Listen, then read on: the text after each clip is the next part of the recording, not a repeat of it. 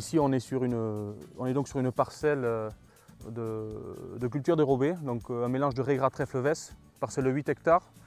Voilà, donc aujourd'hui, on est revenu sur un système de double culture où on privilégie vraiment la dérobée pour avoir de l'autonomie fourragère et protéique sur l'exploitation. Le maïs, on est passé sur des indices très faibles, de moins de 400, donc on est entre 340 et 380. Semé à haute densité après la récolte de la dérobée, en itinéraire culturel simplifié, donc pour limiter vraiment le nombre de passages. Et ensuite, le maïs est récolté fin septembre, remise en place d'une dérobée début octobre, et on repart pour un cycle de dérobée.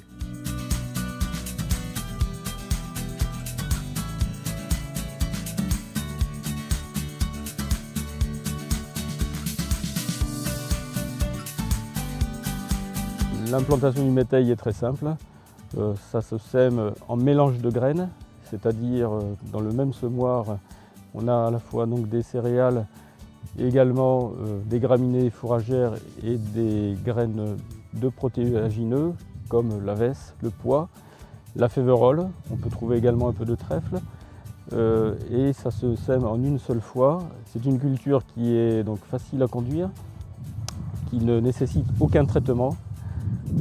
Très peu d'engrais et qui offre l'avantage d'assurer un couvert végétal au sol pendant tout l'hiver.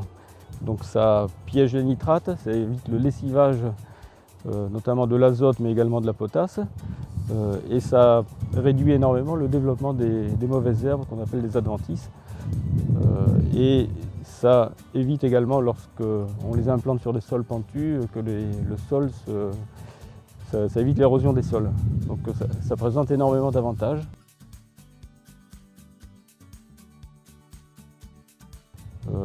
Pour vous donner un ordre d'idée, une parcelle récoltée au bon stade permet d'assurer un rendement compris entre 8 et 10 tonnes de matière sèche à l'hectare, ce qui est relativement conséquent. Qui est presque le double de ce que l'on peut récolter sur une prairie permanente ou une prairie temporaire. Avec en plus une valeur protéique qui est supérieure souvent aux prairies. C'est récolté à l'autochargeuse, donc c'est ensilé, distribué ensuite à partir de l'automne prochain au bol mélangeur, donc sur des lots de vaches fuitées, de génisses, mélangés à du foin et de la paille. Et en fonction de l'analyse d'herbe, donc on fait des analyses à chaque récolte, on complémente avec de la protéine ou de l'énergie en fonction de ce qu'il y a besoin et des minéraux. Et on fait une ration complète à base de 100% d'herbe. L'exploitation est en système toute herbe depuis 3 ans maintenant, donc on n'utilise plus le maïs en silage. Donc on a un peu de recul sur l'alimentation, enfin l'effet de l'alimentation toute herbe sur un troupeau à l'étang, en blonde d'Aquitaine. On est au contrôle performance, donc on pèse les animaux tous les 2 mois.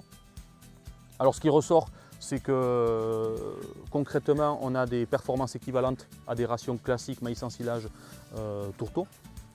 Donc là-dessus, on n'a aucune perte de performance. On a des meilleures digestions, des animaux qui ruminent davantage. Pas de correcteur azoté.